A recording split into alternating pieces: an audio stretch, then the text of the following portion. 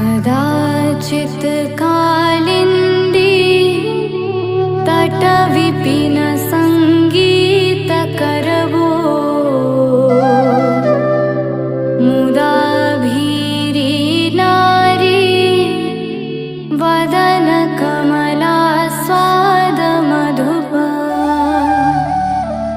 रमा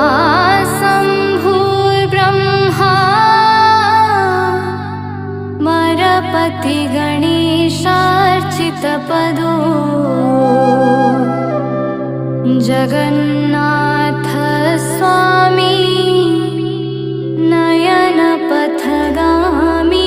भवतु मे भुजे सबे वेणु